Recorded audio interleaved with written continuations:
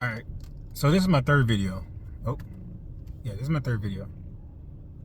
So, privileges. Here's an extended video of privileges. So, one of them could be masculine privileges compared to a person who's not as masculine. And people like that. It's a social society expectation that we have for men that if you're masculine, you're macho, and you're tough, and you got you look like a big guy, you work out, you got certain privileges. People really like that. And if you have a certain image, you get even more liked. Again, that's what I'm saying. It's like like video game perks, you buffs and such. You get things that just stack on top of each other. And I think over the years, I guess I'm talking about I guess I don't want to say biases, but there's just certain things that just happen with certain people. Like for instance,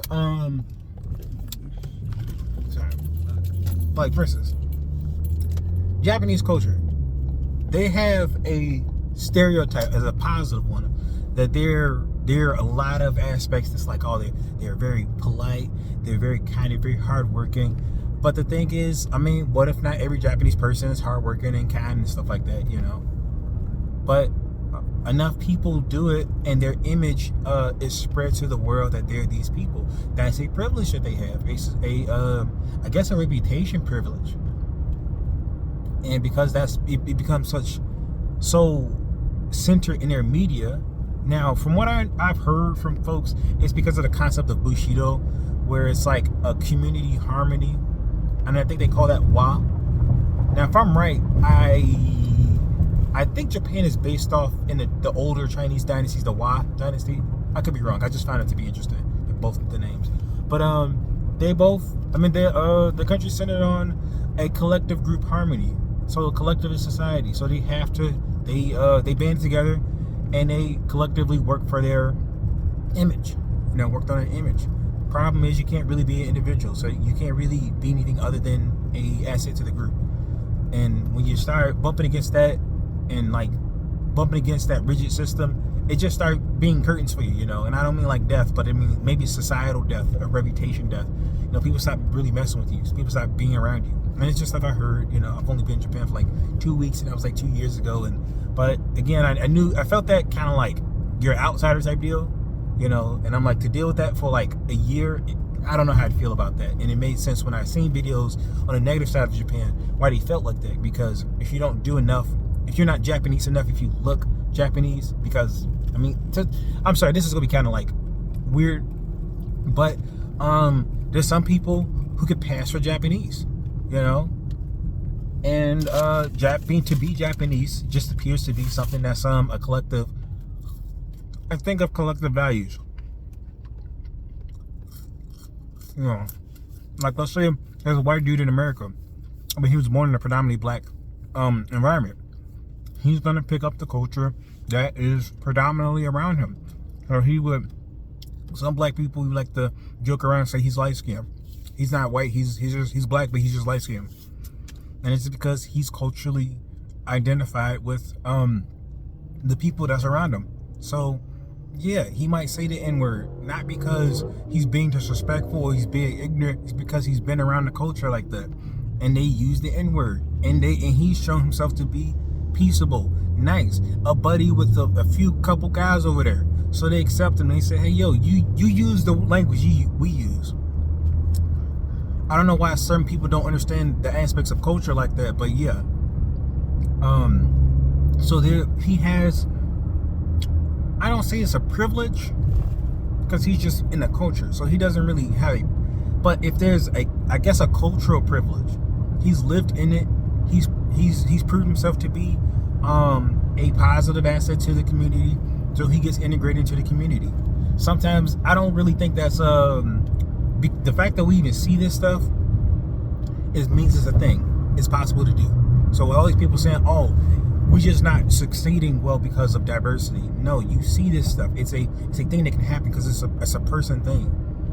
We can, if we have integration and we don't fight against it so hard, we can have a collectivist society of Americans, and we could worry about other things like classism, but we'd all be snobbish Americans, or ignorant Americans, or privileged Americans, whatever you want to call it, we'd be that. But in other ethno states, other ethno-nationalist countries, it's just not a topic they have to deal with, you know? And again, that might be a privilege, an ethnic privilege. There's certain things that will slide because you're of the same ethnicity. You know, some people are a bit more too casual, too loose, too loose with their lips. But because it's in the same group, we kind of let it slide. We got family privileges. There's certain things you be allowed in your family. But and these might even not be termed privileges, but they sound like them, you know, because they're just things that we accept and we let slide, but we wouldn't let them slide in certain aspects outside that realm, that context. Female privilege in a female society, in a female group. Women call themselves all types of stuff, but if a man says it, he's wrong. That's a privilege that women have inside their group. That's just their privilege to do, you know. I can call if I was a dude and I'd be like, you know, how buddy, you know, there's certain aspects that we as guys would say, but if we said it around women would give us a side eye. They're like, oh no, dog, it's kind of weird. But again, it's in groups, so there's a comfort there. There's to me, it's a privilege. It's a privilege if you're gonna be a guy. There's aspects when I was not working out, they threw me a bone. It was nice, you know. There's some aspects they would judge you and stuff like that. But here's a story I want to say. And this just involves the same thing. Let me finish my first thing. There was a guy. I was not very popular. I was not very muscular. I wasn't really any of that. And I wasn't social. I'm still kind of really bad at social. But there was a guy people loved him. He was a great dude. He was just very chill. But he had compassion on me. You know, he knew I was a weird person. He knew I was a nerdy guy, but he had compassion. And he said, "Hey, yo, don't change for nobody. Hey, yo, you good, bro? Don't change, you know." And I just didn't understand that. I thought he was. I was just happy that he was nice to me. But the thing is, here's my guess why he had that belief, because he was in my position, and then he transitioned into a better position. But he still understood what that meant to be on the bottom of the totem pole. That's a guess, but I don't know the guy's name anymore. It was like elementary school, but he was a cool dude because he was cool with me, you know. And he knew, like, yo, he didn't have to be in a group, you know. And my other story is the Hutus and the Tutsis. You know, prior to the Rwandan genocide, from what I understand about them in the past, they had, one of them was like a high society. You know, they just had a better everything. And then one of them was like a farmer society. And the thing is, between the Hutus and the Tutsis at that time, they could be, I guess a Hutu, or one group, the farmers group, the poor group, could be part of the richer group. If they work hard enough, if they show like some status, they could elevate to the other status. And they could be a part of the other group, the richer group. One of the problems is some European nation came through and they racialized it. And so they said, instead of you being able to climb your way up like a meritocracy and be this person of status and wealth, you are going to be a racially better person. You're just going to be statically better. Sorry, 1 second. Okay, that was a woman. Got confused. So what happens when you say somebody's racially better? You know, they came through, they messed it up. Now you can't work to be this thing. You'll always be lower compared to another person. And who's going to complain about somebody saying you're morally superior? I'm sorry, I know it sounds weird, but like, who's going to complain about that? Hey, yo, Josh, you're better than Greg.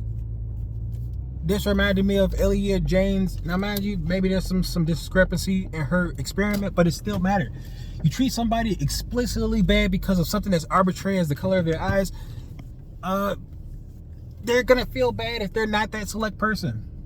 Now, mind you, this is outside stuff like biology. You know, biology you can't really change, but stuff like race, and identity and the value of those aspects and personalities, it just makes you feel some type of way.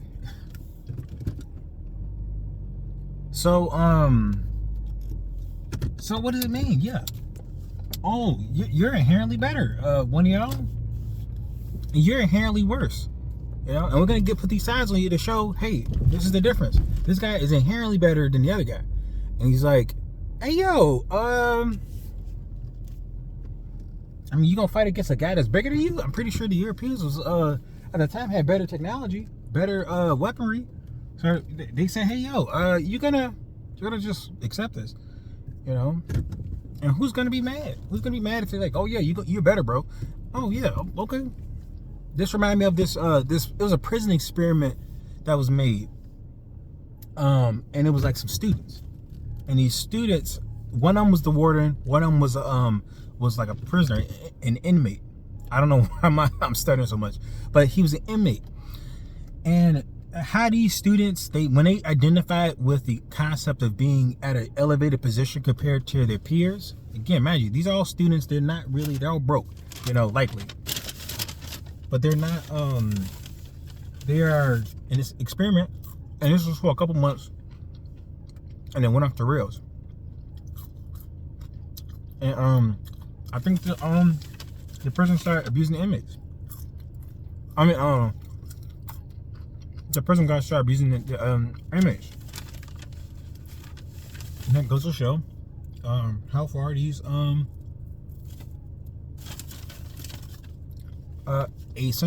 elevated sense of identity can take you. It can give you a sense of entitlement. Sorry. So what happens when you overly identify with some of these privileges? You know, you might become a bit more entitled. I didn't have any control over being a male. I didn't have any control over being a black male. I didn't have any control over being an American black male.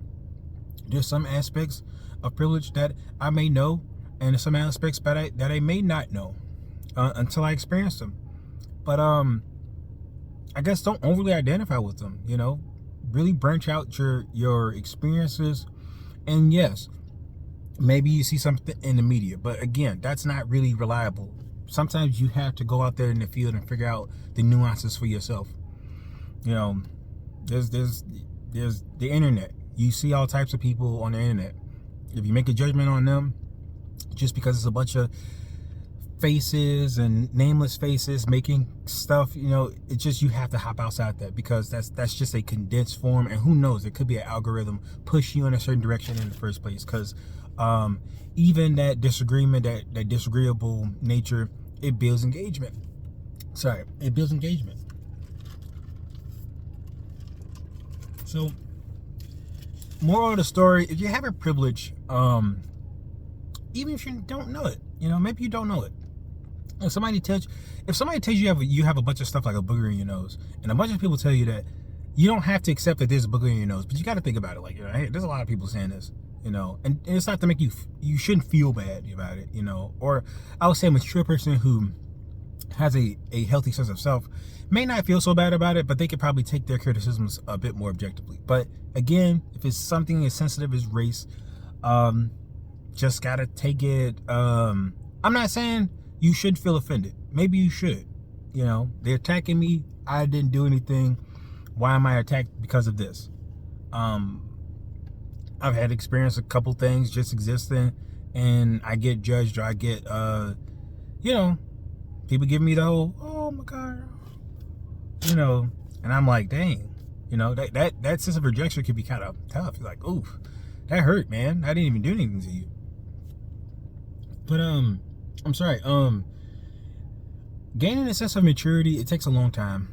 Gaining a sense of perspective and a sense of worth for yourself compared to the rest of the world, I think that's individualization. Like when you're a child, you know, you learn to just kind of appreciate just solely yourself, and then respect the other person because they're just a entity apart from yourself. We're not like all connected. And I think part of the issue is being too connected with people. They have the capacity to hurt you because they just don't have the same perspective that you do. So they might disagree with you, and that disagreement might hurt you if you are if you just don't have a solid sense of self, and a solid sense of identity, and a solid sense of separateness from somebody else. So oh, I'm sorry, one more thing. Because people identify with these things, they identify in a collective, and that's not, it works as that collective, but when you become a separate person, it's you start to be like it's like muscles in your arm. If that thing becomes exposed to the air and stuff like that, it starts to become it starts to become badly affected.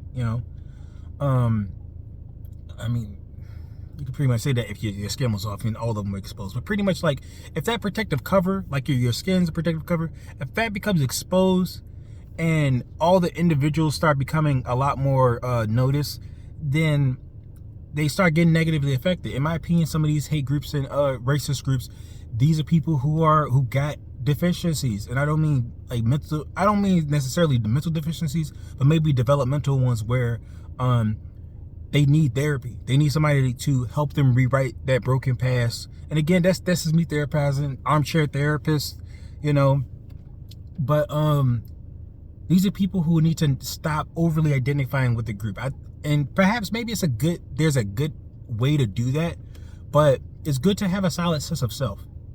It's good to have that solid sense of self just in case this other thing don't work, and then even be a part of a group. So, you it's like a layered onion. It's good to maybe it's not like a layered onion. Maybe it's like a network of layered onions. But it's good to have a solid sense of self, because overly identifying with groups and this, that, and the third, it's helpful, but you are always defending this group. You're always defending this group. And if you stop defending this group, you feel less of a person. You feel, and part of it is just because you're using that to defend from some sort of other issue that you did have in the past. And if you solve that root, and again, another privilege, and this shouldn't be a privilege, but unfortunately it is, to have a stable family, to have a good family who affirms you good enough, who gives you good enough parenting, who raised you good enough. Some people aren't raised good enough, and so they need a sense of belonging and identity, and they supplement that thing that should have happened, that should have been finished near those crucial years, age 1 to 6 or 1 to 4, something like that, and then beyond. That they try to supplement that with groups, and so they are, you attack, like let's say a gang, you attack this gang. Oh, it's on site, because they got to protect that. That stuff is very important to them. Just remind me of the dude who got 2 gangs out of D&D. I mean, got out of 2 gangs. I think they were like the popular gangs here, like Bloods and Crips. Could be wrong. I don't really know about gangs like that. But he gave them a new identity. He put them into Dungeons and Dragons, and then he talked to another guy who actually knew about Dungeons and Dragons, and then made it a them version of Dungeons and Dragons, so he can collaborate a group from 2 distinct gangs, and he absorbed them both into this new Dungeons and Dragons group, and then they stopped doing illegal activity. I think that dude continued to sell drugs, unfortunately, but this group became a new group, and because their identity was no longer in these gangs, they were in each other with this Dungeons and Dragons group, which is a far more safer thing. There is a term of coping, I forget what it's called, but it's pretty much when you take a negative thing and you make it a positive thing. So let's say in this Dungeons and Dragons realistic homebrew, their theme is street gangs, but it's not about real gangs anymore. It's about Dungeons and Dragons versions of gangs. So that's totally fine. That's societally acceptable. They're not doing illegal activity anymore. They're just I hate to say cosplaying, because they were really that person. So they're just kind of drawn from their knowledge maybe, but they're having fun in a more societally safe place. So I say, yes, that's acceptable. That's societally acceptable. That's a good way to show your identity in a group. But at the same time, that those core things have to be solved. And as I said, repeating back, a privilege is to have a good family, because they do all the necessary work you need to do to develop a solid sense of self and a solid sense of separateness for other people. So how do you fix that? Well, you go to a therapist, go to a professional. You don't have anything technically wrong with you, and I hate to say that because people think if you go to a therapist, there's just something that's just inherently wrong with you that can't be fixed, that can't be, it's just this is a aspect of yourself that just needs to be fixed. And I say it's a privilege to have a good family and to have that solid sense of self and security, is because A, not many people know it, and B, they don't know what it's like outside of it. People who are traumatized, they don't know what it's like to be healed. It's a completely different experience versus being whole.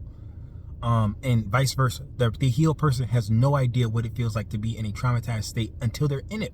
So it, like, let's say compared to this. Well, I mean, yeah, it's just like that. You know, just as I said, I was going to use an example, but I think that's just a bit redundant. So like I said, there's from my beginning, there's plenty aspects of privilege, plenty privileges that we do have.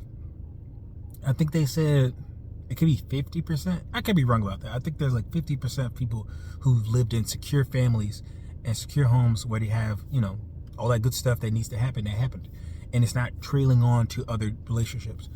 And via repetition compulsion, where they're compelled to try to finish what they started at a young age, but now is being tried in these newer relationships, you know, that they're no longer children at.